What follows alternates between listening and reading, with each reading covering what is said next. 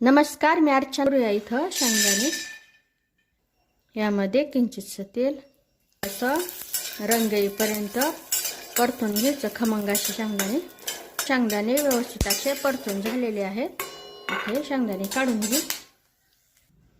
कढईमध्ये हिरव्या मिरच्या टाकल्यानंतरही थोडंसं तेल टाकायचं आणि व्यवस्थित असं डाग पडेपर्यंत मिरच्या भाजून घेऊ. आता मिरच्यावर व्यवस्थित डाग पडलेली यामध्ये लसूण टाकायचा. आता हे सगळं साहित्य तुमच्या प्रमाणानुसार घ्यायचं.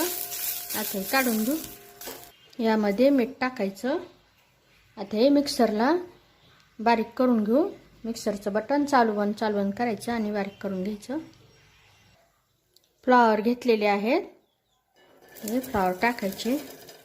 थोडेसे बारीक कट करून घ्यायचे फ्लावर. तेल टाकायचं. चांगला रंग येईपर्यंत आता हे व्यवस्थित परतून घेऊ. गॅसची मोठी ठेवायची. व्यवस्थित असे फ्लावर परतून झालेले, त्यावर डाग पडलेला आहे, खमंग असा सुगंध सुटलेला आहे, ते काढून घेऊ.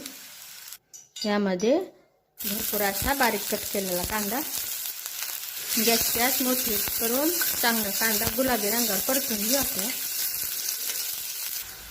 कांदा व्यवस्थित परतत आलेला आहे. गॅसच कमी करायची. आता हा ठेचा जो बनवून घेतलेला यामध्ये टाकायचा.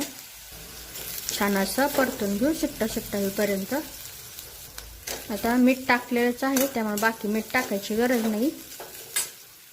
यामध्ये हळद टाकल्यानंतर हे परतून घेतलेले फ्लावर आता व्यवस्थित असं एकत्र परतून घेऊ.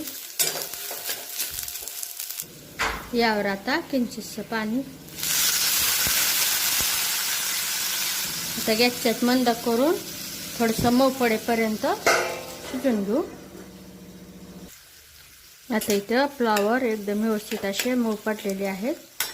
गॅस बंद करून टाकायचा. आता यावर भरपूर अशी बारीक कट केलेली कोथिंबीर. तुम्हाला आता काढून दाखवते. एकदम छान अशी सुक्की भाजी, चटणी म्हणू शकतो, फ्लावरचे तयार झालेली. एकदम टेस्टी. भाकरी बरोबर, चपाती बरोबर खायला, वरण भातासोबत तोंडी लावायला, खिचडीसोबत तोंडी लावायला एकदम परफेक्ट अशी ही रेसिपी आहे. नक्की बनवा आणि कशी झाली तेही मला कमेंटमध्ये नक्की सांगा. अशा माझ्या साध्या सोप्या रेसिपीज तुम्हाला आवडत असतील तर माझ्या चॅनलला सबस्क्राईब करा, लाईक करा.